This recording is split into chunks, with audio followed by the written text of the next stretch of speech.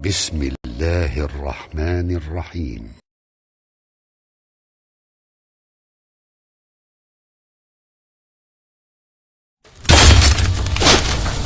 Wrong side to Islam. It was a dream, but now, alhamdulillah, it's a reality. It's a reality. There's a brother that I knew him before Islam.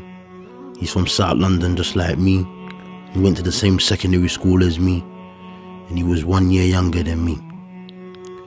Before the deen, he was a pretty bad individual, had a bit of street cred, known to do bad things. All praise to Allah subhanahu wa ta'ala.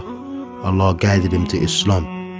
And I remember when I heard the news that he became a Muslim, I was happy to hear this. But due to the circumstances and what I was doing in my life at that time, I wasn't able to speak to the brother.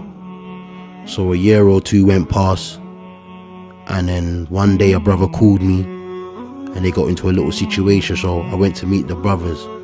So when I pulled up, I noticed that the brother that I was talking about I knew before the deen, I saw him amongst the brothers. So obviously when I saw him, I gave him a big smile, I gave him a hug, and I said, you know, I'm so happy to hear that you're Muslim. But I said, right, now you've been in a religion for a little while, how are you finding it? How is your deen? How is your iman? How are you finding it being a Muslim? The brother said to me, you know what, I love Islam, I love the deen, but to be honest with you, I'm struggling. I'm finding it hard, it's not easy. I'm trying my best, but I'm going through the trials and tribulations, I'm going through the fitna. So I said to the brother, at the end of the day, don't make shaitan play with your head. We're all going through these trials and tribulation. We're all struggling out here. I've been Muslim longer than you and I'm still struggling, I'm still finding it hard. But no matter what you're doing, make sure you pray 5 times a day. No matter what haram you're doing, keep your connection between you and Allah, and inshallah Allah will aid you. And he was nodding his head and he was agreeing. Me and the brother, we spoke for about 45 minutes, then I had to leave, so I gave the brother my number and I said, if anything, just holler at me, we'll talk over the phone inshallah.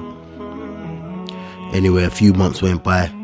I got a phone call one morning, a brother called me. He's like, Assalamu alaikum. I'm like, wa alaikum salam.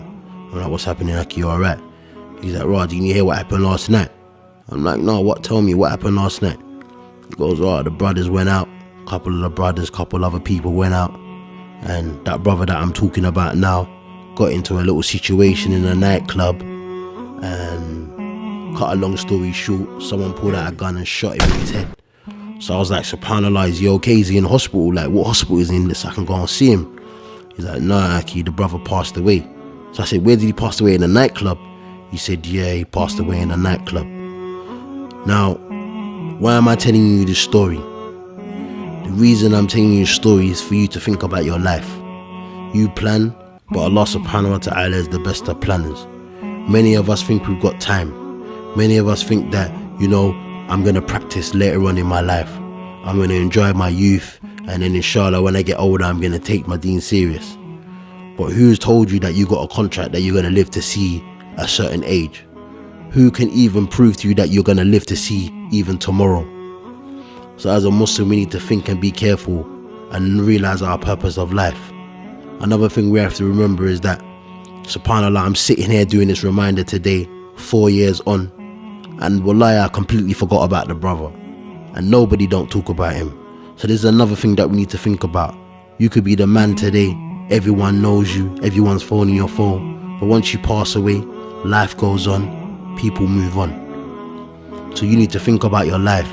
Think about the people that you're spending your time with. Think about the people that you choose to be your companions. Because at the end of the day, they're your companions today, and tomorrow they could be your enemies. Now, many people on the street are going through the street life, going through the struggle, and many brothers as well are going through the same kind of hardship.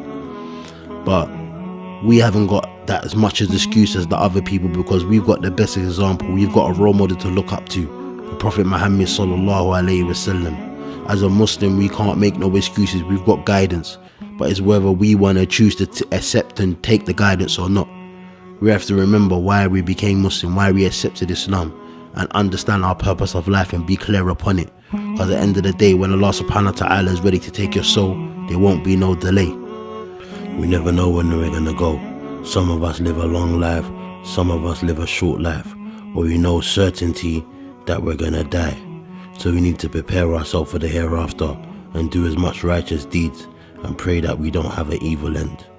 We ask Allah subhanahu wa ta'ala to forgive this brother's sins and any other brother or sister who's died in a state like this. Ameen.